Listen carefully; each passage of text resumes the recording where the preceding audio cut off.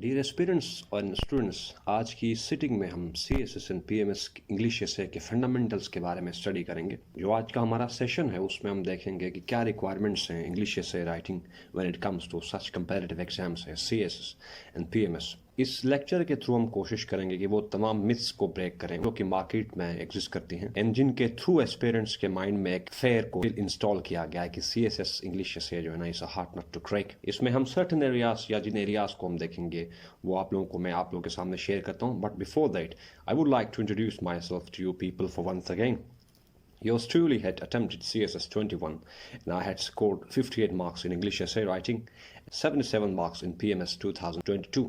So, जिन areas पर आज हम बात करेंगे कंप्रिहेंसिवली उनमें सर्टन ये हैं। सबसे पहले बात करेंगे कि इंग्लिश एसे में क्या डिमांड है या इंग्लिश एसे एज सब्जेक्ट इसकी क्या डिमांड है और इस सब्जेक्ट के थ्रू एग्जामिनर क्या चीज़ एग्जामिनर जज करना चाहता है, किस बेस पे इस सब्जेक्ट की वैल्यूएशन होती है और इस सब्जेक्ट को पास करने के लिए क्या हमारे पास डिमांड्स हैं या ऐसे कौन से एरियाज हैं जिन पर काम करके हम इस सब्जेक्ट को पास कर सकते हैं। सेकंड जो इस सिटिंग का एरिया है वो है टाइप्स ऑफ इंग्लिश एसे। इस सेक्शन में हम देखेंगे कि इंग्लिश एसे की जो डिफरेंट टाइप्स और कैटेगरीज हैं उनकी हमें सही से समझ क्यों होनी चाहिए। फिर हम आगे बात करेंगे क्या वो टेक्निकल एरियाज है जिनकी वजह से इंग्लिश एसे में बहुत सारे स्टूडेंट्स एंड एस्पायरेंट्स फेल हो जाते हैं। फिर इस लेक्चर के फोर्थ सेक्शन में हम देखेंगे कैसे एक विनिंग एसे हमने लिखना है या कैसे इंग्लिश एसे को फॉर श्योर हमने पास करना है या कैसे पास किया जा सकता है। फिफ्थ जो एरिया होगा इसमें breaking myths and cultivating a commensurate strategy to turn the tides, यानी ऐसा क्या हमारे पास स्ट्रेटजी होनी चाहिए जिसके थ्रू हम इंग्लिश एसे को पास कर सकते हैं और वो कौन से मिथ्स हैं जिनको हमने कंसीडर नहीं करना while preparing for CSS and PMS English essay writing.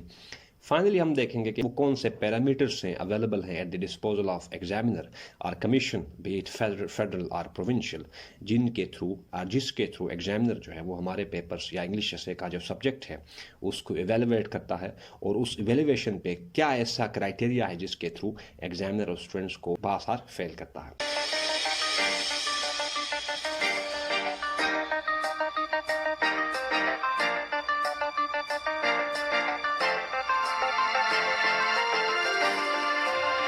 Yes, LA people, I believe you're doing great and I welcome and appreciate your presence in Kuku's study life. First जो इसमें area है, आप लोगों को पता है इंग्लिश एसे एक ऐसा सब्जेक्ट है चाहे PMS एग्जाम्स हों या CSS एग्जाम्स हों, ये वो सब्जेक्ट है जिसके थ्रू एग्जामिनर या जो कमीशन है वो ये टेस्ट करना चाहती है कि एस्पिरेंट है क्या वो एकेडमिकली और उसकी जो एबिलिटी है to transform his mindset thought process into paper क्या वो साउंड है या नहीं। तो जिस सब्जेक्ट के थ्रू ये एबिलिटी टेस्ट की जाती है उस सब्जेक्ट का नाम है इंग्लिश एसे। इस सब्जेक्ट में एग्जामिनर सर्टन यहाँ पे जो आपके सामने स्लाइड है इसमें येलो कलर्ड पॉइंट्स से मैं इनको फोकस करूंगा कि यही मेन पॉइंट्स हैं। पहला पॉइंट यहाँ पर मैंने मेंशन किया है, English essay is a tool available at the disposal of an aspirant to express their ideas perspectives and standpoint. Second, इस सब्जेक्ट के थ्रू जिन एरियाज को टारगेट किया जाता है या फोकस किया जाता है उनमें से है कि क्या इंटेलेक्चुअल मेच्योरिटी है एस्पिरेंट में, क्या एस्पिरेंट के पास एक्यूमन है, एबिलिटी है या पोटेंशियल है to translate and to organise their thought process and to translate their thought process into a mature academic writing. तो ये हमारे पास डिमांड है या ये चीज़ इस पैरामीटर की बेस पे असेसमेंट होती है और यही चीज़ें डिसाइड करती हैं इंग्लिश एसे में एस्पिरेंट्स की जो फेट है उसको। आगे मूव ऑन कर लें तो फाइनलाइज इस सेक्शन में जो हमारे पास एरिया है या जो पॉइंट है कंसीडर करने के लिए वो है English essay is the reflection of your personality, mental calibre and ability to organise and structure information. यानी इस पेपर के थ्रू कमीशन ये टेस्ट करना चाहती है या टेस्ट करती है कि क्या एक एस्पिरेंट के पास जो नॉलेज है या नॉलेज बैंक है और थॉट प्रोसेस है क्या इन दोनों को एक aspirant with in the time frame paper पर ट्रांसलेट कर सकता है कि नहीं। तो ये इंग्लिश एसे में देखा जाता है। आगे अगर देख लें कि वो कौन से टाइप्स हैं जिनको हमने समझना है before actually sitting for the exams. Types को इस वजह से समझना मस्ट है कि जब तक हमें CSS इंग्लिश एसेस की जो टाइप्स हैं या जनरली अगर बात करें इंग्लिश एसे की जो कैटेगरीज है डिफरेंट उनकी सही समझ होगी तो उससे 3Ds क्लियर होंगे हमारे।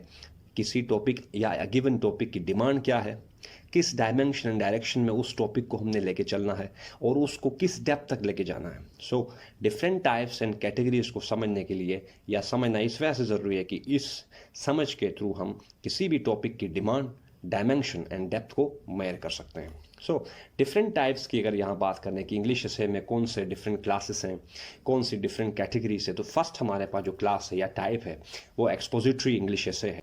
ये एक ऐसा टॉपिक होगा पेपर में, इंग्लिश एसे पेपर में, जिसमें सर्टेन पैरामीटर्स और मैट्रिक्स होंगे। फॉर एग्जाम्पल, जिस टॉपिक में कॉज एंड इफेक्ट सिचुएशन हो, कॉज एंड इफेक्ट की डिमांड हो, कंपेयर एंड कंट्रास्ट हो, या एक इशू ओरिएंटेड टॉपिक हो, तो उस टाइप को हम कहते हैं एक्सपोजिटरी।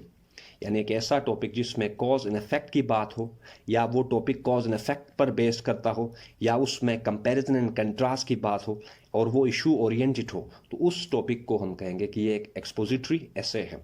यहाँ पे सर्टेन पॉइंट्स मेंशन किए हैं for greater clarity. Point first है, exposition means to elucidate, describe, expose, or to unfold, to provide a focused explanation by furnishing evidence, statistical data, and references from intellectual labor of relevant specialist। यानी ये एक ऐसा topic है या एक ऐसी type of ऐसे है जिसमें हम एविडेंस के थ्रू, स्टेटिस्टिकल डेटा, नोटेबल जो राइटर्स हैं उनके इंटेलेक्चुअल लेबर को यूटिलाइज करते हैं अपने स्टांस और अपनी पोजीशन को सब्सटेंशिएट करने के लिए।